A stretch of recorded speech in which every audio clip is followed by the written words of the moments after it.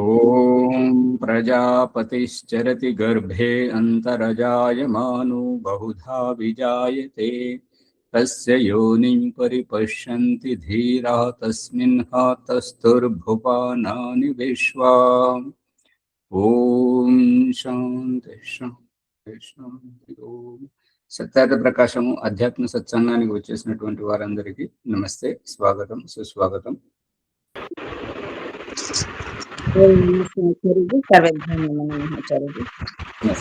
నమస్తే ఆచార్య, సర్వేభ్యో నమః. నమస్తే. ఏమైనా సందేహాలు ఉంటే అడగండి.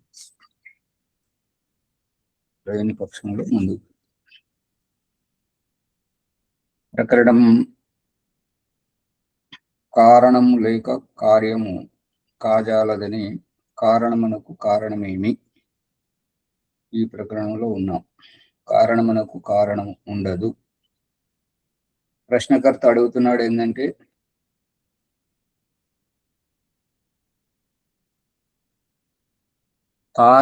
కారణమునకు కారణము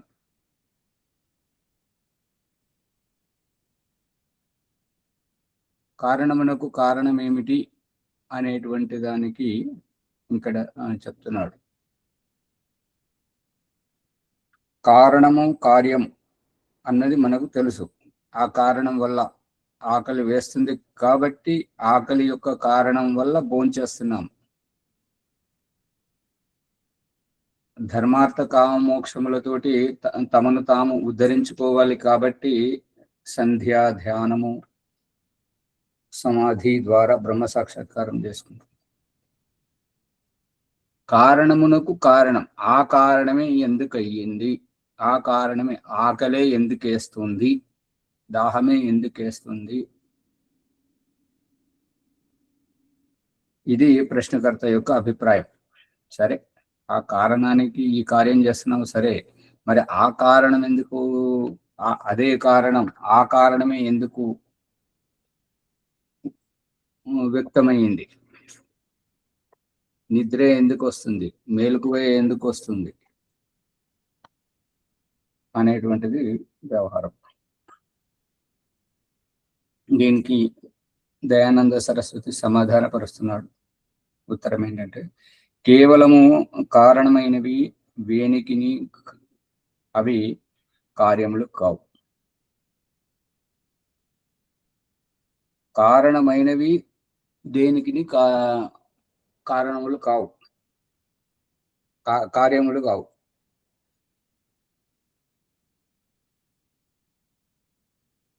ఏది ఒకదానికి కారణము మరి ఒకదానికి కార్యం అగును, ఒకదానికి కారణం ఇంకొక దానికి కార్యం అగును, ఆ పదార్థము వేరు.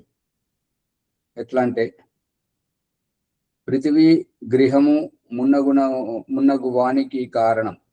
పృథివీ ఇల్లు కట్టుకోవడానికి కారణం, ఆధారం. జలాదులకు కార్యమునై ఉన్నది. ఇల్లు కట్టుకోవాలంటే నీళ్లు కావాలి, ఆకాశం కావాలి, మరియు సూర్యరశ్మి కావాలి. అన్ని భూమిని ఆధారం చేసుకుని ఉన్నాయి కాబట్టి ఆ భూమి నీటికి కూడా ఆశ్రయం ఇచ్చింది. కాబట్టి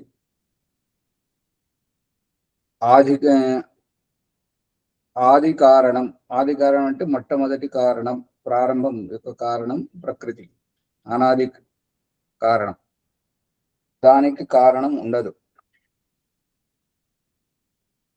ఈ ప్రశ్నకర్త యొక్క ప్రశ్న ఏంటంటే, అమ్మ నాన్ననే ఎందుకున్నారు, గురువే ఎందుకున్నాడు అనేది అభిప్రాయం. దానికి దయానంద సరస్వతి చెప్తున్నటువంటిది ఏంటంటే, అమ్మ నాన్న లేకపోతే నువ్వెలా వచ్చావు? అందుకని వాళ్ళు మూల కారణం, ఆ కారణానికి కారణం ఉండదు, అంతే. గురువు మూల కారణం, ఆ గురువుకు కారణం ఉండదు.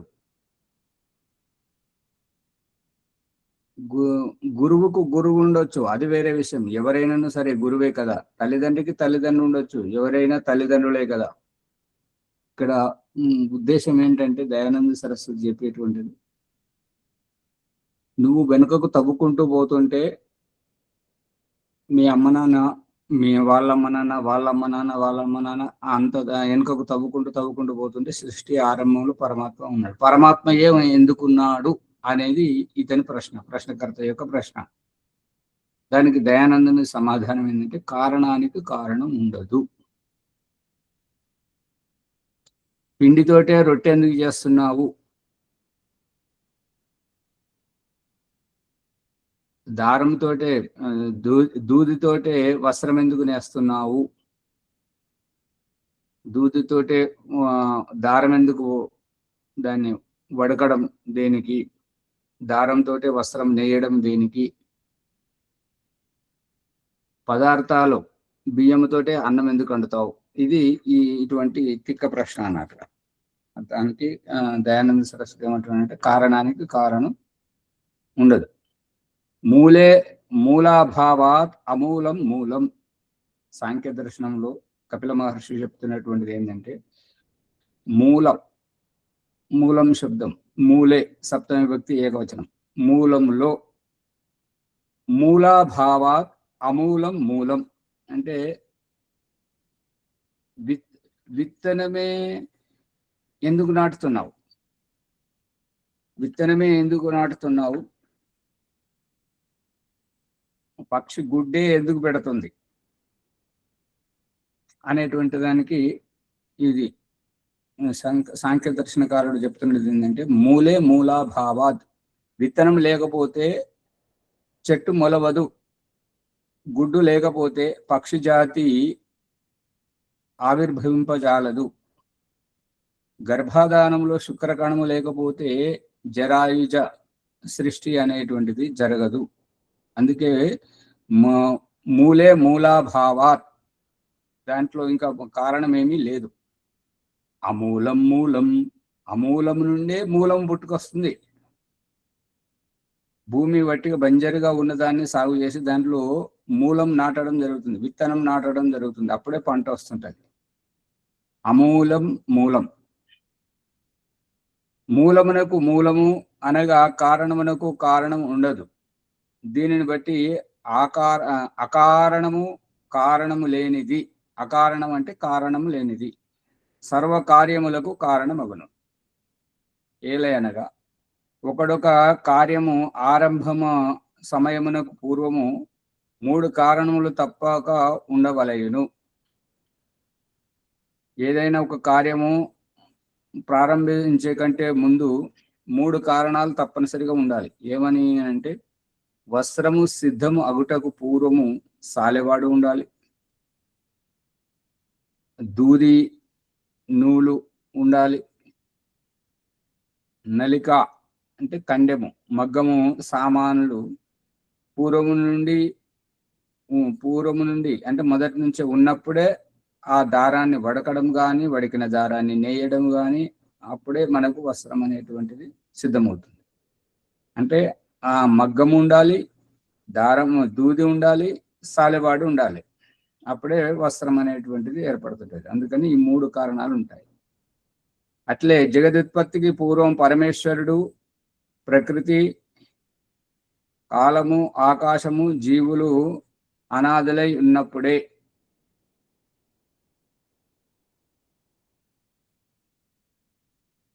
ఈ జగత్తు ఉత్పన్నమగును.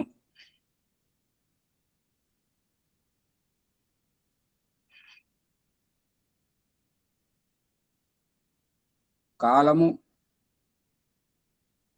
అనాది ఎలా? ఆకాశం అనాది ఎలా? కాలం ఎప్పుడైతే సృష్టి ప్రారంభమవుతుందో అప్పటి నుంచే గర్భాధానం ఎప్పుడైతే అవుతుందో అప్పుడే గర్భం యొక్క కాలం.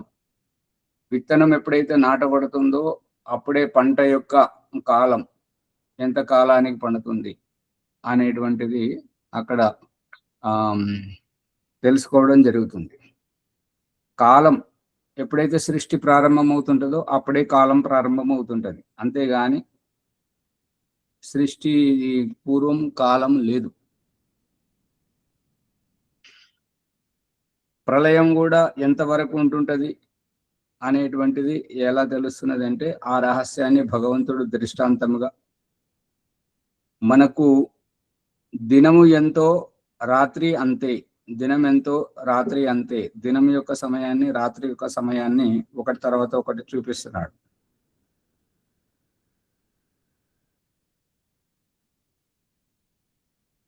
అందు గురించి ఈ కాలము అనేటువంటిది, ఈ యొక్క ఆకాశము అనేటువంటిది, ఆకాశం అంటే ఖాళీ ప్రదేశం. ఖాళీ ప్రదేశం ఖాళీగా ఉన్నది కాబట్టి నింపుతూ, నిండుగున్నది కాబట్టి ఖాళీ చేస్తూ చూపించడం. ప్రళయం జరిగేది ఆకాశంలోనే, సృష్టి జరిగేది ఆకాశంలోనే. ఈ కాలము, ఆకాశము ఇవన్నీ ఈ తన్మాత్రలకు అంతర్గతంగా ఉండేటువంటివి. పంచమహా సూక్ష్మభూతములు, స్థూల భూతములు, వీటికి అంతర్గతంగా ఈ ఆకాశము వంటివి ఉంటాయి. జీవులు అనాథులై ఉన్నప్పుడే, జీవులు అనాథులు అని అంటే ఆ వాటిని పుట్టించడం, చంపడం సాధ్యం అనేటువంటిది కాదు. వాటి దేహములకు, వాటి అవసరాలకు, వాటి పరిసరాలకు అవి పుట్టడం, చావడం ఉంటుంటది కానీ ఆ జీవులకు అనేటువంటిది కాదు. ఈ రహస్యాన్ని జాగ్రత్తగా ఎరగాలని చెప్పేసి భగవంతుడు గర్భాధానంలో పురుష శరీరం నుండి జీవాత్మను స్త్రీ యొక్క గర్భాశయానికి నడిపింపజేసి ప్రత్యక్షంగా చూపిస్తున్నాడు. మళ్ళీ పుట్టిన తర్వాత ఆయవనంత వరకు బ్రతికి ఆయు అయిపోయిన నాడు అని పోవడం, చనిపోజేసి చూపిస్తున్నటువంటిది ఏదైతే గర్భాధానంలో వచ్చిందో అదియే ఇదిగో ఈ మృతదేహం నుండి బయటకు పోయింది అనేటువంటి దానిని చావు ద్వారా చూపిస్తున్నాడు. అంటే దీని సారాంశం ఏంటంటే, ఆత్మకు చావు లేదు, శరీరానికి మాత్రమే కాలము. కాలం అంటే వయస్సు, వయస్సు అంటే కాలము, కాలంతో పండిన అన్నము, అన్నముతోటే ఈ యొక్క దేహం తయారవుతుంది. కాబట్టి దేహానికి ఈ కాలం కానీ వయస్సు కానీ, ఆత్మకు వయస్సు లేదు అనేది అభిప్రాయం. ఈ రహస్యాన్ని తెలుసుకోవడానికి మన చేత బట్టలు ధరింపజేసి విడిపింపజేయడం, బట్టలు ధరింపజేసి విడిపింపజేయడం కాలంతో తయారైనటువంటి అన్నంతో తయారైనటువంటి ఈ దేహం కూడా అంతే. మొట్టమొదట సృష్టి ఆరంభములో ఆ ఆది సృష్టిగా భగవంతుని చేత సృష్టింపబడి, ఆ తర్వాత సృష్టిలో మైథునము ద్వారా, తండ్రి ద్వారా తల్లి గర్భాశయానికి ఈ రకంగా రప్పింపజేసి, పిండముగా ఎదిగింపజేసి, శిశువుగా పుట్టింపజేసి చూపించడం, ఈ మృత్యువులో ఆ దేహాన్ని వదిలి ముందుకు పోజేయడం, యాత్రికుడు వాహనాన్ని దిగిపోతున్నట్టుగా. ఆ రకంగా ఈ యొక్క జీవాత్మ అనాది. బ్రహ్మాండంలో ఈ జీవులు నా నుండే వచ్చారు, అందుకని ఈ రహస్యాన్ని నువ్వు బాగా తెలుసుకో అని చెప్పేసి ఈ యొక్క సృష్టిలో గర్భాధానంలో ద్వారా పురుష శరీరం నుండి రప్పింపజేయడం, చూపించడం. ఈ జగత్తు ఈ విధంగా దేవుడు, జీవుడు, ప్రకృతి ఈ మూడింటితోటే ఉత్పన్నం అవుతుంది. వీటిలో ఏ ఒక్కటి లేకునను జగదుత్పత్తి కానేరదు. అంటే తండ్రి లేకున్నా, మరియు తల్లి లేకున్నా, మరియు సంతానం లేకున్నా ఆ కుటుంబం అనిపించదు. అందుకని కుటుంబం ఒక రూపముగా కనబడాలి అంటే తండ్రి ఉండాలి, తల్లి ఉండాలి, పిల్లలు ఉండాలి. అంటే దీని ఉద్దేశం ఏంటంటే శరీరంతో ఎప్పటికీ ఉండాలనేది కాదు. ఉత్పత్తి క్రియ, పుట్టించడము అనేటువంటిది, జన్మింపజేయడము అనేటువంటిది జరగాలి. జన్మింపజేయడానికి తల్లి తండ్రి అవసరం. వారి ద్వారానే సంతానం రావడం జరుగుతుంది. వాళ్ళు జన్మింపజేసిన తర్వాత గర్భాధానం చేసి తండ్రి చనిపోవడం, శిశువు గర్భంలోకి వచ్చి గర్భం ఎదుగుతున్నప్పుడు తండ్రి చనిపోవడం, పుట్టిన తర్వాత తల్లి చనిపోవడం, ఈ రకంగా వాళ్ళు తల్లిదండ్రి బతికున్నా బతికి లేకపోయినా సంతానం గురించి, సంతానం పుట్టారు అంటే తల్లిదండ్రుల ద్వారానే పుట్టారు అనేటువంటిది అభిప్రాయం. తల్లిదండ్రుల ద్వారానే రాగలుగుతారు ఈ ఇహలోకానికి అనేది అభిప్రాయం. అదే వెళ్ళేటప్పుడు తల్లిదండ్రి అవసరం లేదు, దేహం నుంచి తాను స్వయంగా వెళ్ళడం, చనిపోజేయడం, వీనిలో ఏ ఒక్కటి లేకున్నా జగదుత్పత్తి కానేదు. సృష్టి, ఇతర మతములు. ఇక ఈ సృష్టి రహస్యం గురించి చర్చ చేస్తున్నాము కాబట్టి ఈ విషయంలో ఇతర మతములు అంటే, మతము అంటే అభిప్రాయము, భిన్నాభిప్రాయం. ఇంతవరకు వేదం యొక్క అభిప్రాయము మనం తెలుసుకున్నాము. ఇప్పుడు ఇతర మతములు ఏమంటాయి ఈ సృష్టి విషయంలో అనే విషయాన్ని చెప్తున్నాం. ఈ సృష్టి విషయమున నాస్తికులు ఏమంటారంటే, శూన్యం తత్వం భావో అపి వినశ్యతి, వస్తు ధర్మత్వాద్ వినాశస్య. సాంఖ్యాయన సూత్రం. అభావాద్ భావోత్పత్తిరి నానుపమృద్య ప్రాదుర్భావాత్. ఈశ్వర కారణం పురుష కర్మ ఫల్యదర్శనాత్. అనిమిత్తతో భావోత్పత్తి కంటతైక్ష్యాది దర్శనాత్. సర్వం అనిత్యం ఉత్పత్తి వినాశ ధర్మకత్వాత్. సర్వం నిత్యం పంచభూత నిత్యత్వాత్. సర్వం పృథగ్ భావలక్షణ పృథక్త్వాత్. సర్వమభావం భావేష్వితరేతర అభావసిద్ధేః నా స్వభావసిద్ధిరాపేక్షికత్వాత్. న్యాయసూత్రం. న్యాయదర్శనం సూత్రం అధ్యాయం 4వ అధ్యాయం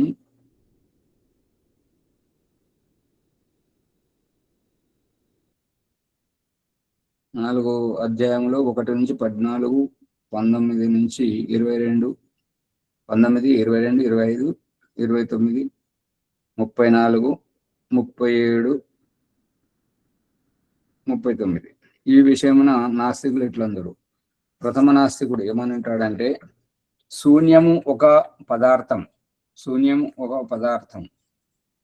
శూన్యం అంటే ఖాళీ ప్రదేశం, ఒక పదార్థం. సృష్టికి పూర్వం ఉండెను, ఆ ఖాళీ ప్రదేశం అనేది ఉండెను. అంతమున శూన్యమే ఉండున. కారణమేమన భావము ఉన్న పదార్థములన్నీ అభావములై శూన్యమగును. ఈ ఉండునా కాదు, ఉండును పెట్టుకోవాలి. అంతమున సృష్టికి పూర్వం ఎట్లయితే శూన్యమే ఒక పదార్థము సృష్టికి పూర్వం ఉండేది, ఒక పదార్థంగా ఖాళీ ప్రదేశం ఎట్లయితే ఉండేను, అంతమున అంటే ప్రళయమైన తర్వాత కూడా శూన్యమే ఉండును. ఉకారం పోయింది, ఉకారం పెట్టుకోండి. కారణమేమనంటే భావము ఉన్న పదార్థములన్నీ అభావములై శూన్యమగును. ఇప్పుడు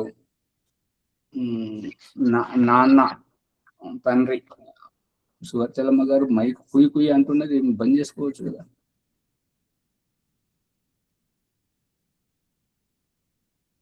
ఇది ప్రశ్నకర్త యొక్క అభిప్రాయము. దానికి దయానంద సరస్వతి సమాధానం పరుస్తున్నాడు. శూన్యము, ఆకాశము, అదృశ్యము, అవకాశము మరియు బిందువునకును నామము, శూన్యము, జడ పదార్థము. ఈ శూన్యం అంటే ఖాళీ ప్రదేశము. ఆకాశము అనేటువంటిది కూడా అవకాశాన్ని ఇచ్చేటువంటిదే ఆకాశం. అదృశ్యం అంటే కనబడని, దృశ్యము కానిది అదృశ్యం. అవకాశం ఏంటంటే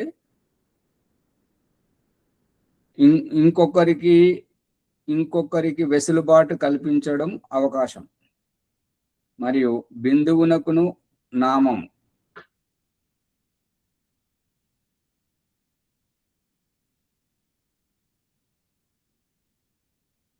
ఈ బిందువు అనేటువంటిది సరిగా లేదు అని అనిపిస్తుంది. బిందువు అనేది ఎందుకు లేదు అని అంటే, తెల్లటి పేపర్ తీసుకొని ఒక బిందువు పెట్టండి,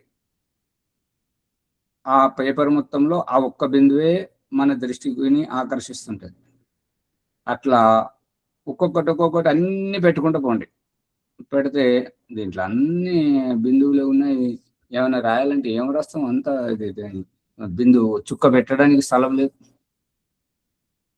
కానీ ఆ రకంగా ఇప్పుడు ఏంటంటే మనం ఒక్కొక్క చోట అంటుంటాం కదా, ప్రయాగ యాత్రలో అక్కడ వాళ్ళు రాత్రి సాయంత్రం వరకు వచ్చి స్నానం చేసి అదమర్చి నిద్రపోతున్నటువంటి వాళ్ళు దినమంతా పనిచేసి సాయంత్రం బయలుదేరి ఆ యాత్రకు, ప్రయాగ యాత్రలో కుంభమేళాకు చేరుకున్నటువంటి వాళ్ళు ఆతృతగా మనం తొందరగా చేయాలని ఆతృత తోటి పరిగెత్తుకొచ్చి పడుకున్న వాళ్ళని తొక్కుతుంటే ఎంతమంది చనిపోయారు.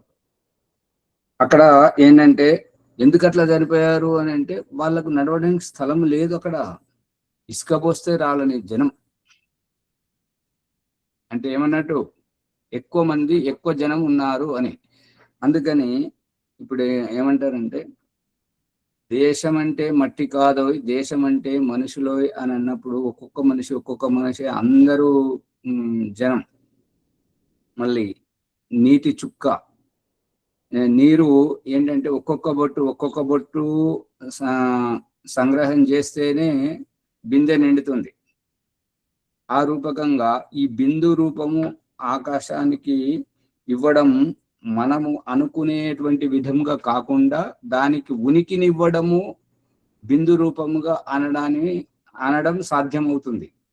కానీ దాని ఉనికి కాకుండా అదే ఒక రూపం దాల్చింది అంటే మాత్రం అది సరైనది కాదు. ప్రభాకర్ గారు, ఆకాశం అంటే ఖాళీ కాబట్టి రూపం దాల్చడం అనేది ఉండదు కదా. రాజమణమ్మ గారు పట్టుకుంటున్నారా లేదా? వింటున్నాం ఆచార్జీ. ఇప్పుడు ఆకాశమే మూలం అన్నిటికీ ఆచార్జీ, అన్ని ఉంటాయి ఆకాశంలోనే. ప్రళయము అవన్నీ అంటారు కదా, ఆకాశంలోనే ఉంటాయి అన్ని. అన్ని ఏదున్నా కూడా ఆకాశంలోనే ఉంటుంది. ఇక్కడ బిందు అనేది మరి పదం వేరేది ఉంటే బాగుంటది. అదే మరి అది బిందు అనే ఆ శబ్దం ఏంటంటే అది సరైనదిగా అనిపించట్లేదు. అవును, ఒక్కొక్క చుక్క నింపుకుంటా బిందె, ఎంత పెద్ద బిందె పెట్టారు, ఒక్క చుక్క పడ్డది అంటే ఎప్పుడు నిండాలంటే, ఎప్పుడు నిండినా ఆ చుక్క ఆ బిందెలోనే ఉంటుంటది. కాబట్టి నిండడానికి ఆ చుక్కే కారణం. ఒక్కొక్క చుక్క పడి బిందె నిండింది. ఈ బిందువు అంటే ఆకాశం అంటే ఆ బిందువుతోటే ఇట్లా ఆకాశం తయారైంది అంటారు ఆచార్జీ. అదే కదమ్మా గారు, ఇక్కడ అవకాశము అది ఎట్లనో సరిగ్గా అర్థమైతుంది. అవకాశం అన్నది బాగుంది.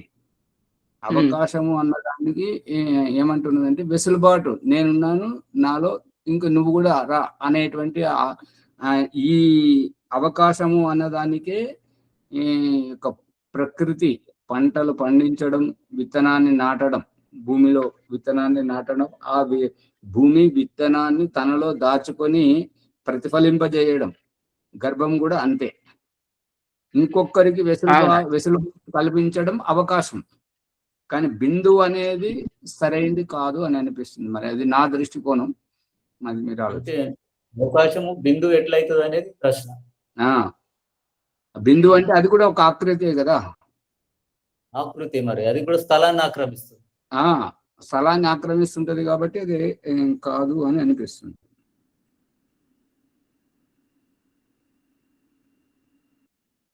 శూన్యము, జడ పదార్థము ఇవన్నీ బాగున్నాయి, కానీ ఆ బిందువు అనేటువంటిది, బిందువు అనే పేరు అనేది సరిగలేదు. ఈ శూన్యమున సర్వ పదార్థములు అదృశ్యములుగా ఉండును. ఈ శూన్యమున సర్వ పదార్థములు అదృశ్యముగా ఉండును, అదృశ్యములుగా ఉండును.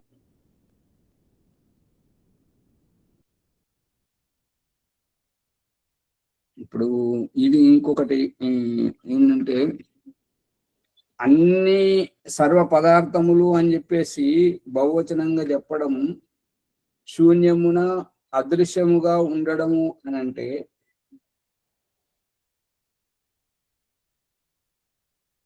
దీంట్లో దేవుడు చేసింది ఏమున్నది? అదృశ్యములుగా ఉండును అనేది చెప్తున్నప్పుడు మరి సృష్టి చేయాల్సిన అవసరం ఏముంది? ఆ అదృశ్యంగా కనిపిస్తున్నటువంటిని చీకటిని తొలగిస్తే సరిపోతుంది కదా, అన్ని దాంట్లోనే ఉన్నప్పుడు. ఇప్పుడు మనకు ఏంటంటే రాత్రి చీకటిని తెల్లవారుతుండగానే సూర్యోదయంతో ఆ చీకటి అనే దుప్పటిని తీసేయడం వల్ల అన్ని ముందు నుంచే ఉన్నాయి కాబట్టి ఏర్పడుతుంది.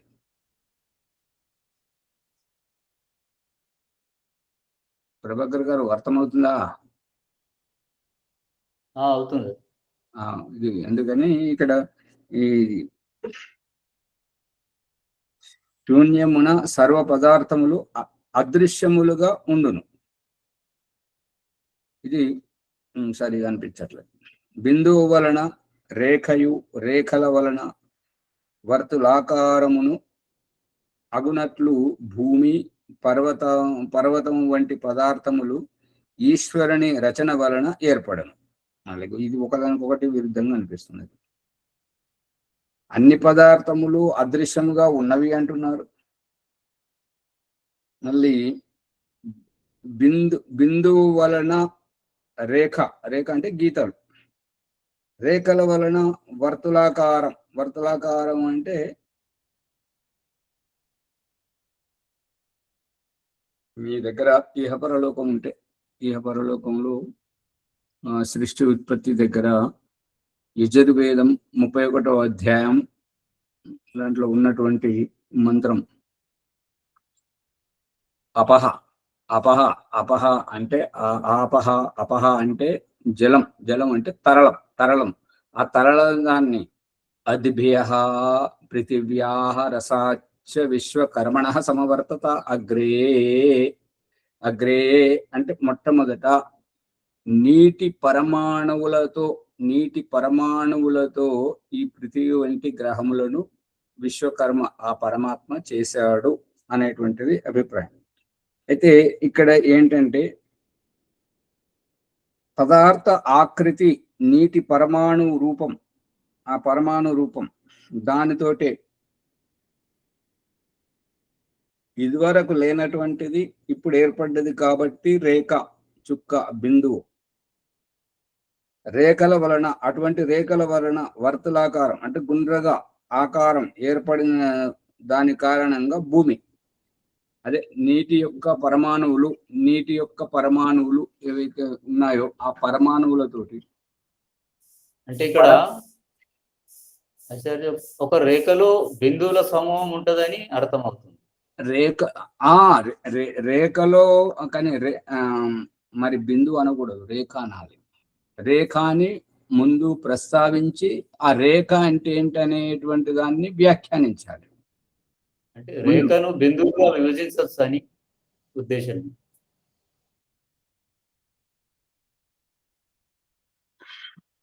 రేఖ అంటే అది బిందువు నుండి వచ్చేదే కదండి. అంటే ముందు ఒక బిందువుల కలయిక ఒక రేఖ. అటువంటి అంటే పరమేశ్వరుని సృష్టి ఈ విధంగా తయారు బిందువు నుండి. బిందువుల ఒక క్రమబద్ధ వ్యవస్థిత స్వరూపము రేఖ. అవునా సరే. వస్తువు ఏర్పడినట్టు కాదు ప్రభాకర్ గారు, లైన్ లో రండి. ఎవరైతే లైన్ లో వస్తారో వారికే ఇవ్వడం జరుగుతుంది, వారికి ప్రవేశం ఉంటుంది అని చెప్పేసి ఒక వ్యవస్థితంగా చేయడం జరుగుతుంది కదా. చిందరవందరగా ఉన్నటువంటి వాళ్ళని ఒక వ్యవస్థితంగా ఒక క్రమ పద్ధతిగా రప్పింపజేయడమే లైన్. అస్తవ్యస్తంగా ఉన్నదాన్ని అదే బిందువు అనే అన్ని బిందు రూపంలో పరమేశ్వరుడు మొదలు పెట్టాడు అనేటటువంటిదే మార్చారు సృష్టి. ఇప్పుడు అనేక బిందువులు కలిస్తే రేఖ ఏర్పడుతుంది అనేది వ్యాఖ్యానం కదా. ఇప్పుడు మనుషులందరూ ఇక్కడ అక్కడ ఒకేసారి పరిగెత్తుకొస్తున్నారు. అతన్ని నియంత్రిస్తున్నాడు ఏంటంటే ఒక్కొక్కరు రావాలి, వరుస క్రమంలో లైన్ తో రావాలని. అంతే, వరుస క్రమంలో నిలబెడితే రేఖలాగా ఏర్పడుతుంది. అంతే. అంటే వరుసగా రేఖలు గీసిండ్రు అన్నట్టు ఆచార్జీ. అమ్మగారు, రేఖలు గీసేది ఏమి లేదు ఇక్కడ. రేఖ అనేటువంటిది మనము ఎంతో పెద్దగా ఉన్నదని దాన్ని ఇటువంటి ప్రమాణాలతో ఊహించుకొని మనం పిల్లలకు బోధించడానికి ఆ భూగోళాన్ని సృష్టించుకొని భూమధ్య రేఖని గీయడం అనేటువంటి ఇది మన ఊహ. అంతేగాని భగవంతుడు ఆ భూమికి మధ్యలో ఒక రేఖ పెట్టాడు, దాని చుట్టూ ఇంకొక రేఖ పెట్టాడు, అవి ఎవరు చూసారు, ఎవరికి దొరుకుతాయి? ఇది అర్థం చేసుకోవడానికి మనం గీస్తున్నాం, అంతే కదా. చిన్న చిన్న బిందువులే రేఖగా మారింది ఆచార్య గారు. ఏమంటారు? చిన్న చిన్న బిందువులే రేఖ రూపకంగా మారినట్టు కనపడుతుంది. చిన్నది కానీ పెద్దది కానీ బిందువు అనేది మూలం. రాయడానికి పెన్ను పెట్టినప్పుడు అక్కడ చుక్క పడుతుంది కదా, దాన్ని ఎట్లాగే అది గుంజుకొస్తుంటే అది గీతగా ఏర్పడుతుంటది. కానీ పెన్నుని ఇట్లా పెట్టి ఇట్లా తీస్తే మాత్రం అక్కడ చుక్కనే కనబడుతుంది. స్టార్ట్ అవుతుంది. అనాది తత్వం బిందు అనేటటువంటిది చెప్పేది స్పష్టంగా చెప్పండి. ప్రకృతిని తయారు చేయాలి అని అంటే అనాది తత్వం ప్రకృతి కదండి. ఆ ప్రకృతి ఎలా ఏర్పడింది అంటే పరమేశ్వరుడు. ఈ కదండి భాషను, బుజ్జగింపు భాషను పక్కకు పెట్టండి, లేదంటే మాట్లాడకండి. ఆమె బుజ్జగిస్తుంది అని అనుకుంటారు. యూట్యూబ్ లో వినేవాళ్ళు కామెంట్లు పెడుతున్నారు, చూస్తున్నారు కదా అమ్మగారు. ఈ కదండి ఏంటి అంటే మళ్ళీ నేను దాన్ని పట్టుకొని సాగదీయాలి. మీరు చెప్పాల్సింది చెప్పండి, కదండి అనకండి. ఓం ఆచార్జీ నమస్తే. చినుకు చినుకు ఒడిసి పడితేనే సిరులు పండేది అని వస్తుంది కదా ఆచార్జీ. ఆ చినుకు చినుకే తోడవుతుంది కదా ఆచార్జీ. ఆ బిందువు వల్లనే తోడవి వర్షం పంటలన్నీ పండేది. అందుకే కాదని కూడా అన్నారు. ఇక్కడ అప్పుడు చినుకు బిందువు పడితేనే వర్షం నీరు వస్తుంటది, వరదలు వస్తుంటాయి, పంటలు పండుతాయి, అన్ని జరుగుతుంటాయి. కానీ ఆ బిందువు అనేటువంటిది ఒక స్థానాన్ని ఆక్రమిస్తుంది కదా, అది ఒక రూపం కదా. ఇప్పుడు మనుషులు పదార్థాలు ఏవైతే కనిపిస్తున్నాయో అట్లా. అర్థమవుతుందా లేదా సువర్చలమ్మ గారు? కలిసిపోతాయి కదా ఆచార్జీ. మరి అవకాశం ఉంది కాబట్టి ఆ బిందువు ద్వారా పరమేశ్వరుడు సృష్టి చెయ్యాలి అనేటటువంటిది. ఇప్పుడు ప్రభాకర్ గారు ఇక్కడ జరుగుతున్నటువంటిది ఏంటంటే బిందువు తనలో ఒదిగించుకోవట్లేదు. తనలాంటి అనేక బిందువులను ఒక వ్యవస్థితంగా చేయడమే గీతగా ఏర్పడుతుంది, రేఖ ఏర్పడుతుంది. ఇక్కడ చెప్తున్నటువంటి ఇప్పుడు ఏదైనా పంచే వాళ్ళు ఏమంటారంటే అందరు ఎగబడేది ఒక క్రమంగా రండి, ఒకరి తర్వాత ఒకరు రండి, ఒక వరుసలో రండి. అర్థం కావట్లేదా? ఆకాశం అంటేనే అవకాశం మళ్ళీ రేఖలో బిందువుల సమూహం ఉన్నది.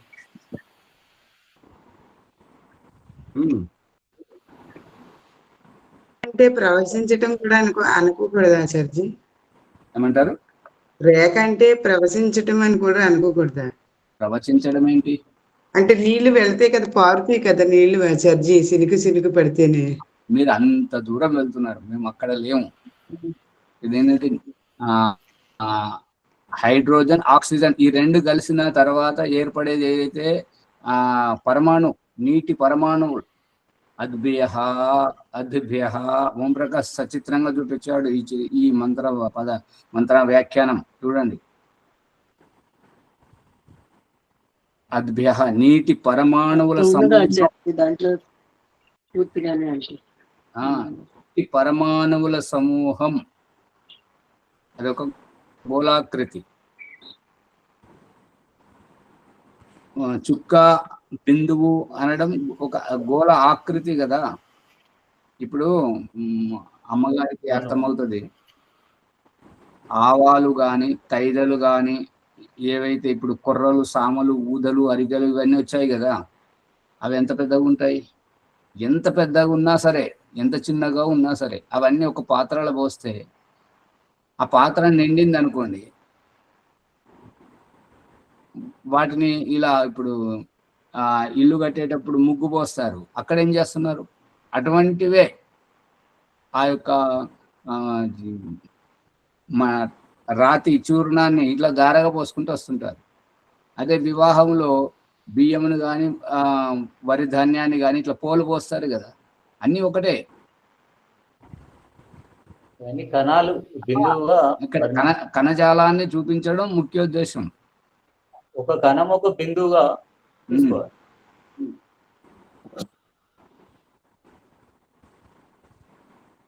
మిగతా వారికి అర్థం కావట్లేదు, ఆ ఊరికే కూర్చుంటున్నారు. అర్థమైంది ఆచార్య. కణము అంటేనే వేరు తత్వం కదా ఆచార్య. కణము కలిస్తేనే అనేటటువంటి. అవును, అణువు కలిస్తే ద్వేణువు, రెండు కలిస్తే ద్వేణు అంటారు, 3 కలిస్తే త్రసరేణు అంటారు, 4 కలిస్తే పరమాణు అంటారు. ఈ రకంగా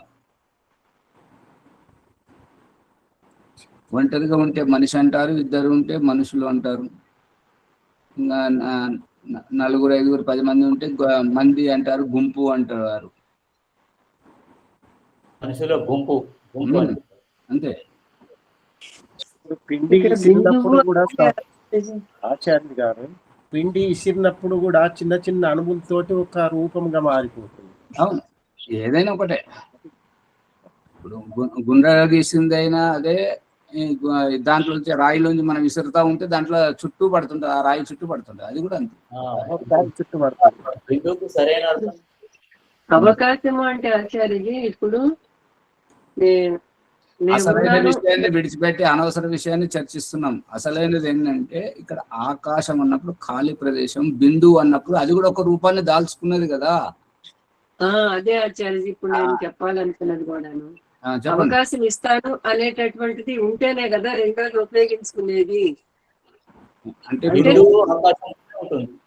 ఇప్పుడు ఇక్కడ చర్చించాల్సింది ఏంటంటే, బిందు రూపము ఆకాశమా, బిందువుకు నిలబడడానికి అవకాశం కల్పించిన ఖాళీ ప్రదేశము ఆకాశమా? నిలబడటానికి కల్పించినటువంటి బిందువు ఏంటి మరి? బిందువు ఏంటి?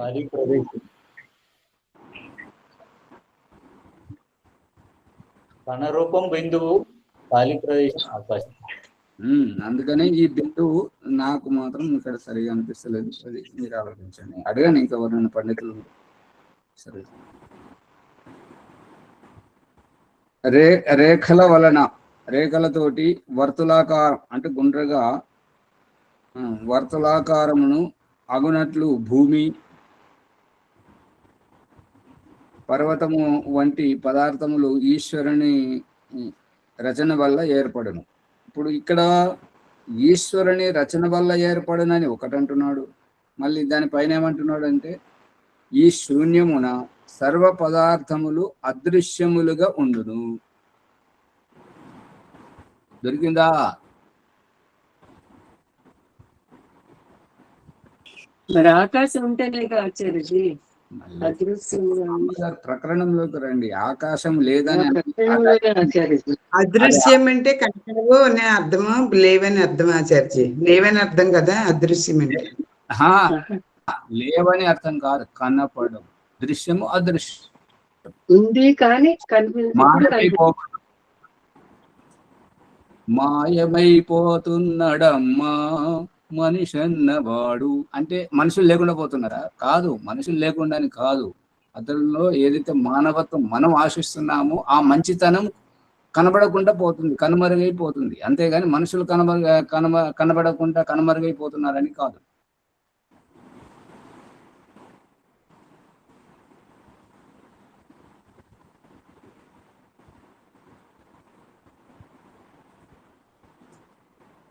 ఇప్పుడు దీనికి అర్థం చెప్పండి మరి ఎవరైనా. ఈ శూన్యమున సర్వ పదార్థములు ఆకాశంలో అన్ని ఉన్నాయి కానీ కనబడకుండా ఉన్నాయి శూన్యంగా. మళ్ళీ అదే భాష మాట్లాడుతుంటారు.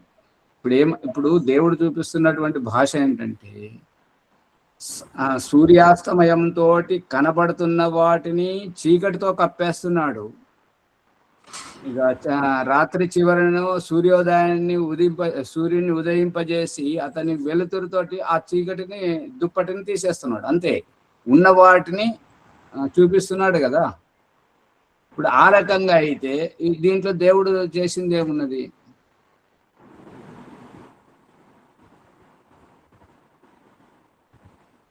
ఇప్పుడు మనకు ఇల్లు ముందు నుంచే ఉన్నప్పుడు మనం కట్టుకునేది ఏంటి? మనకు సంతానం ముందే ఉన్నప్పుడు మళ్ళీ కనిపింపజేసేది ఏంటి? పుట్టింపజేసేది ఏంటి? మాయమైపోతున్నాడమ్మా మనిషి అన్నవాడంటే. మనిషి లేడు అని కాదు, ఆయన లోపల ఉన్న గుణగణాలు లేకుండా ఉన్నాడు అన్నట్లు. దీనికి కారణం పరమాత్మని ఆచార్జీ, అంతే కదా. ఇప్పుడు మంచి గుణగణాలను తీసుకుంటే ఏ దోషము లేదు. గుణగణాలు కాదు, ఇప్పుడు ఏమంటారంటే గుణగణాలు కాదు, పదార్థ రూపం అని చెప్పేసి ఇక్కడ పదార్థ శబ్దం ఏదైతే వాడారో అది ఉంటే మాత్రం తప్పు, నా బుద్ధి అనుసారంగా అనిపిస్తుంది. అవును, పదార్థ శబ్దం ఉండకూడదు ఆచార్య. గుణగణాలు అంటే ఇది స్వభావం తెలియచేసేది. పదార్థ తత్వం ఉంటుంది, ఇంకో రోజు ఉండదు. మరి ఇక్కడ ఏముండాలంటే ఈ శూన్యమున సర్వ పదార్థ తత్వములు అదృశ్యముగా ఉండేను అంటే అదొక రూపం ఉంటుంది. కానీ పదార్థ పేరు పెట్టినప్పుడు ఉండకుంటే బాగుంటాయి. తత్వము అని ఉండాలి, పదార్థ తత్వాలు. పదార్థ తత్వాలు ఉండాలి ఆచార్యజీ. మనం వంట చేసుకోవడానికి వంట అయ్యే కంటే ముందు అన్ని పదార్థాలు పొయ్యి రాళ్ళు ఉన్నాయి, కర్రలు ఉన్నాయి, పాత్ర ఉన్నది, పదార్థాలు ఉన్నాయి, నీళ్లు ఉన్నాయి, ఉప్పు కారం అన్ని విడివిడిగా ఉన్నాయి. వాటిని యథాయోగ్యంగా మనము వాటిని కలుపుకొని వంట చేసుకుంటున్నాం. ఈ రకంగా అంటే తత్వము అనే శబ్దం ఉండాలి. లేదు పదార్థాలే ఉన్నాయి అని అంటే వంటనే ఉన్నప్పుడు మళ్ళీ దాన్ని వండేది ఏమంటే మూత తీసుకొని తినడమే కదా. పదార్థం అంటే తయారైంది అనేది, తత్వాలు అంటే దాంతో తయారు చేసిన తత్వాలు తర్వాత తయారు చేసిందే పదార్థం అవుతుంది.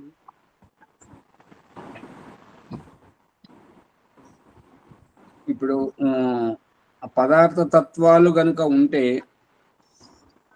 వంటవాడిని పురమాయించుకుంటే అతనికి సరుకులు తెచ్చిస్తే అతడు వంట చేస్తాడు కదా. తత్వాలు ఉన్నప్పుడు పరమేశ్వరుడు యథాయోగ్యం కలిపి ఆ సృష్టిని చేశాడంటే దానికి అర్థం అనిపిస్తుంది.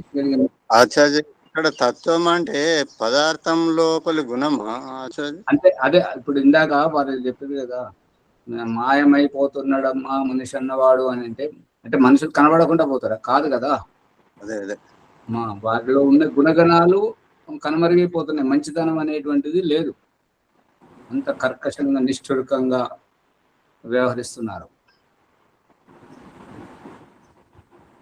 రెండవ నాస్తికుడు అంటున్నాడు, శూన్యము నెరుగువాడు శూన్యమును ఎరుగువాడు శూన్యం కాదు. ఇప్పుడు మన పరిస్థితి ఏంటంటే శూన్యమును ఎరుగువాడు శూన్యం కాడు. అతనికి మాత్రం ఉనికి ఉంటుంది, అతనికి మాత్రం దేహం ఉంటుంది, అతనికి బుద్ధి ఇంద్రియాలు అన్నీ ఉంటాయి కాబట్టే తెలుసుకుంటున్నాడు. రెండవ నాస్తికుడు అభావము నుండి భావం ఉత్పన్నమగును, అభావం నుండి భావం ఉత్పన్నమగును. బీజము మర్దింపబడక అంకురం ఏర్పడదు. ఇది ఇంకా మళ్ళీ ఇంకోటి, ఈ భాష మరి ఏంటో తెలియదు. మర్దిస్తే ఇప్పుడు ఒక రహస్యం తెలిసింది ఏంటంటే చీమలు బియ్యమును కానీ పప్పులను కానీ ధనియాలను కానీ తీసుకెళ్ళి ఎక్కడైతే సంగ్రహిస్తుంటాయో అక్కడ వాటిని ముక్కలుగా చేసి సంగ్రహిస్తాయంట. ఎందుకు అంటే బయట దొరకనప్పుడు వర్షాకాలంలో భూమి లోపల ఆ ఛిద్రాలలో ఉండి వాటిని తినడానికి. మరి ముక్కలు ఎందుకు చేస్తున్నాయి అన్న దాని మీద ఆ వ్యక్తి చెప్తున్నాడు ఏంటంటే, ఇవి అంకురితం కాకుండా మొలకెత్తకుండా చేసుకుని నేను సంగ్రహిస్తాయంట. మీకు అందుబాటులో ఎక్కడైనా చూడండి, చీమలు అక్కడికి అన్న కణాలను తీసుకపోతే అది తవ్వి చూస్తే అక్కడ అవి బియ్యం గింజ పూర్తిగా కనిపిస్తుందా, పప్పు గింజ పూర్తిగా కనిపిస్తుందా, లేదంటే ముక్కలు ముక్కలు కనిపిస్తుందా చూడండి. చిన్న చిన్న రేణువులుగానే ఉంటుంది ఆచార్య,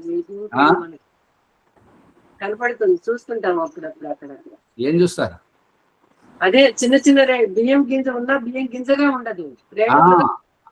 అది ఇక్కడ ఇప్పుడు ఇక్కడ చెప్తున్నటువంటిది ఏంటంటే, అభావం నుండి భావం ఉత్పన్నమగును, బీజము మర్దింపబడక అంకురం ఏర్పడదు, మర్దింపబడితే అంకురం ఏర్పడుతుంది అంటున్నాడు.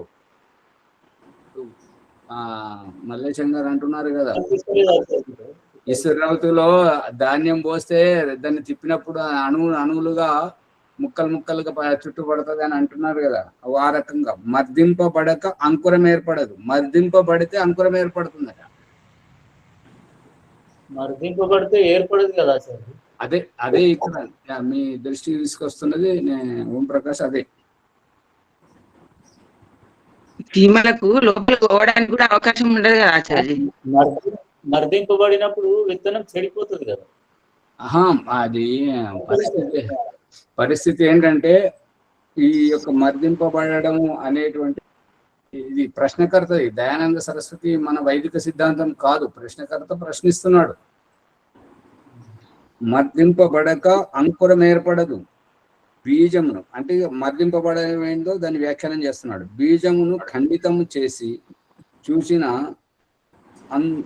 అందు ఆ యొక్క బీజంలో అంకురము అభావమై ఉండును.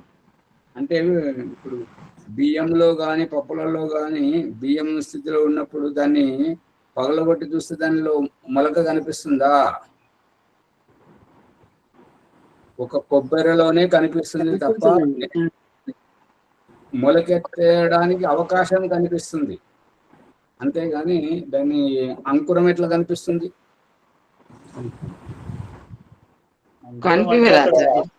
చిన్న ఒక మొక్కకు విత్తనంలో పిండం లాగా ఉంటది కదా ఆచార్య, చిన్నది, అది అంకురం అంటారు.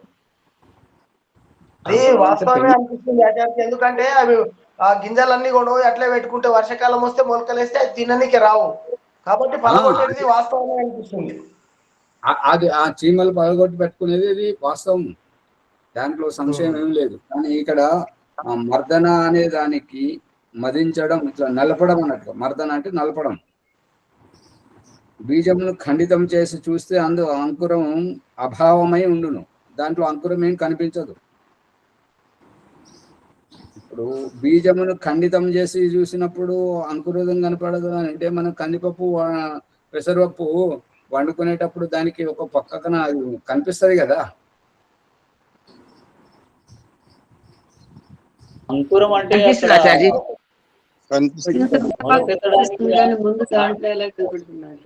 పప్పు బద్దలలో కనిపిస్తుంది కదా. అవును, కనిపిస్తుంది ఆచార్య, చిన్నగా సన్నగా ఉంటుంటది. ఇప్పుడు అది మొలకెత్తడానికి కావాల్సిన పదార్థం వస్తువు. ఈ ఖండితం చేసిన చూసినప్పుడు కాదు, ఇది ప్రశ్నకర్త యొక్క ప్రశ్న అభావం అభిప్రాయం. మొదట అంకురం లేదు కావున అభావము నుండి అది ఉత్పన్నమగునని భావం.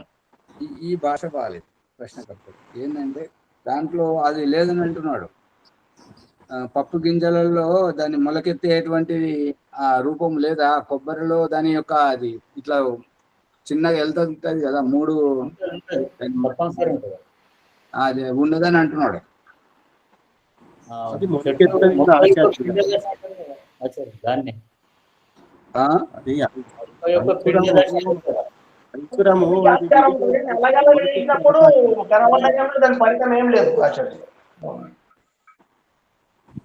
ఒకరి తర్వాత ఒకరు మాట్లాడితే అందరు మాట్లాడితే ఎవరి అభిప్రాయం ఏంటనేది తెలుస్తుంది.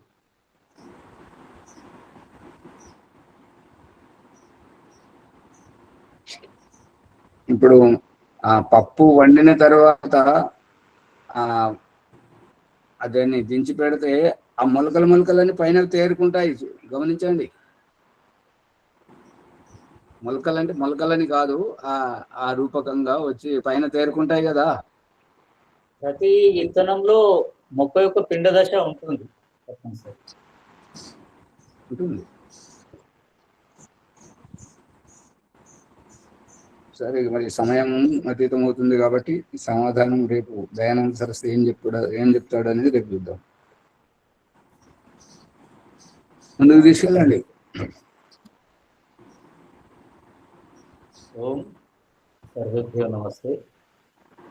ఈరోజు సత్సంగంలో కారణమునకు కారణం ఉండదు అనే విషయం పైన లోతైన విషయాలు చాలా తెలుసుకుంటున్నాం. కార్యారంభమునకు 3 కారణాలు ఉంటాయని, తర్వాత శరీరానికి వయసు, ఆత్మకు ఏమి వయసు అనేది లేదని, జన్మించడానికి తల్లిదండ్రులు అవసరం, చనిపోయేటప్పుడు తల్లిదండ్రులు అవసరం లేదు. ఇలాంటి లోతైన విషయాలు, బిందు అనే దానికి అర్థ వివరణగా ఎన్నో ఉదాహరణలతో ఈ ఎపిసోడ్లో మనం తెలుసుకున్నాం. కాబట్టి ఈ ఎపిసోడ్ను అందరికీ తెలియజేయడానికి కొరకై లైక్ చేద్దాం, షేర్ చేద్దాం, సబ్స్క్రైబ్ చేసి గంట సింబల్ను నొక్కి అందరికీ ఈ జ్ఞానాన్ని మనం పంచాలని కోరుచున్నాను. ఈ విషయాలన్నీ తెలియజేసిన ఆచార్య గారికి ధన్యవాదములు. తర్వాత ఈరోజు వైదిక సంధ్య శుక్రవారం. భాగ్యలక్ష్మి గారు. ఓం నమస్తే ఆచార్యజీ. సర్వేభ్యో నమో నమః ఆచార్యజీ. అందరికీ నమస్తే.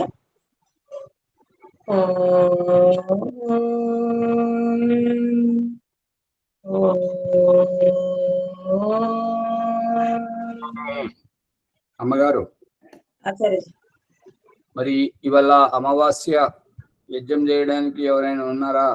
ఉంటే ఏర్పాటు చేసుకోండి, లేదంటే సంధ్య జరుగుతుంది. చేయించండి అమ్మగారు.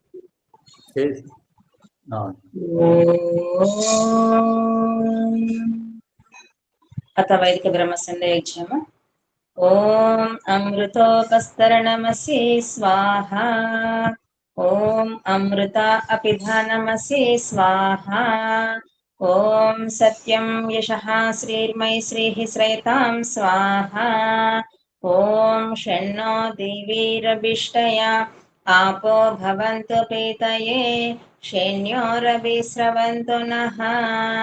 ॐ वाक् वाक्, ॐ प्राणः प्राणः, ॐ चक्षुः चक्षुः, ॐ श्रोत्रं श्रोत्रम्, ॐ नाभिः, ॐ हृदयम्, ॐ कण्ठः, ॐ शिरः, ॐ बाहुभ्यां यशोबलम्, ॐ करतलकरपृष्ठे, ॐ भूः पुनातु शिरसि, ॐ भुवः पुनातु नेत्रयोः, ॐ स्वः पुनातु कण्ठे, ॐ महः पुनातु हृदये, ॐ जनः पुनातु नाभ्याम्, ॐ तपः पुनातु पादयोः, ॐ सत्यं पुनातु पुनः शिरसि, ॐ कं ब्रह्म पुनातु सर्वत्र, ॐ भूः, ॐ भुवः, ॐ स्वः,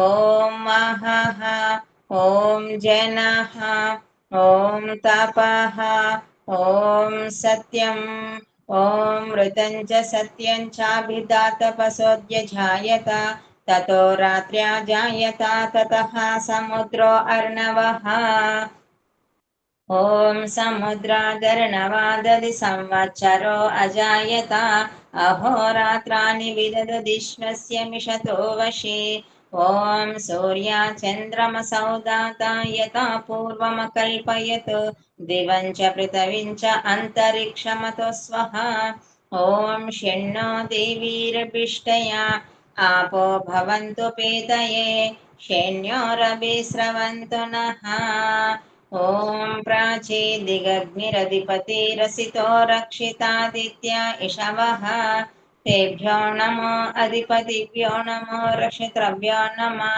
ईशभ्यो नम एभ्यो अस्तु योऽस्मान्विष्टियं वयं दिश्मस्तं वोझं वेदद्मः दक्षिणादिगिन्द्रोऽधिपति स्थिरच्चिराजिरक्षिता पितरैषवः तेभ्यो नमो अधिपतिभ्यो नमो रक्षितृभ्यो नमः ईशभ्यो नम एभ्यो अस्तु योऽस्मान्विष्टियं वयं दिश्मस्तं वोझं वेदद्मः प्रतीचेदिगुवरुणोऽधिपतिः वृदाकुरक्षितान्नमिषवः तेभ्यो नमो अधिपतिभ्यो नमो रक्षितृभ्यो नमः ईशभ्यो नम एभ्यो अस्तु योऽस्मान्विष्टियं वयं दिश्मस्तं वोझं वेदद्मः बुधीचेदिक् सोमोऽधिपतिः स्वजो रक्षिता शनिरिषवः तेभ्यो नमो अधिपतिभ्यो नमो रक्षितृभ्यो नमः ईशभ्यो नम एभ्यो अस्तु योऽस्मान्विष्टियं वयं दिश्मस्तं वोझं वेदद्मः ध्रुवा दिग्विष्णुरधिपतिः कल्माषग्रीवो रक्षिता वीरुद इषवः तेभ्यो नमो अधिपतिभ्यो नमो रक्षितृभ्यो नमः ईशभ्यो नम एभ्यो अस्तु योऽस्मान्विष्टियं वयं दिश्मस्तं वोझं वेदद्मः गुरुद्वा दिग्बृहस्पतिरधिपति श्वित्रो रक्षिता वर्षमिषवः तेभ्यो नमो अधिपतिभ्यो नमो रक्षितृभ्यो नमः ईशभ्यो नम एभ्यो अस्तु योऽस्मान्विष्टियं वयं दिश्मस्तं वोझं वेदद्मः ॐ जातवेदसे सुनवामा सोममरातीयतो निदहाति वेदः स नः पर्षदति दुर्गाणि विश्वा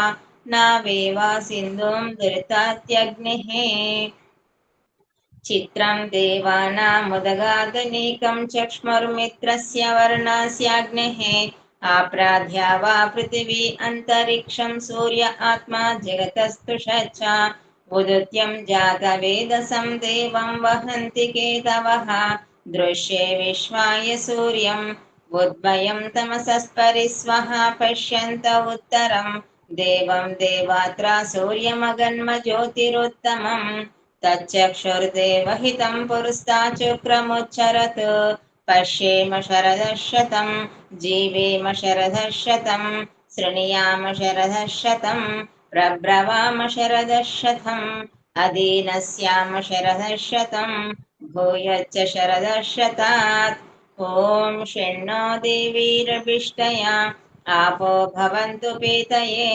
शन्योरभिस्रवन्तु नः ॐ भूर्भुवः स्वः तत्सवितुर्वरेण्यं भर्गो देवस्य धीमहि धियो यो नः प्रचोदयात् हे రక్షక సచ్చిదానంద స్వరూప జగదుత్పాదక దేవ నీ దివ్య విజ్ఞాన స్వరూపం మేము నిత్యము ఉపాసింతుము మాకు సద్బుద్ధులు నెచ్చి సత్కర్మములు ఆచరించినట్లు అనుగ్రహింపము స్వామి హే పరమేశ్వర దయానిదే మీ కృప వల్ల జప ఉపాసనాది కర్మములను చేస్తున్న మేము ధర్మ అర్థ కామ మరియు మోక్షముల సిద్ధిని సత్వరంగా ప్రాప్తించినట్లు అనుగ్రహింపము స్వామి ఓం నమః శంభవాయ చ మయోభవాయ చ నమః శంకరాయ చ మయస్కరాయ చ నమః శివాయ చ శివతరాయ చ ఓం షణ్ణో దేవీరభిష్టయా आपो भवन्तु पीतये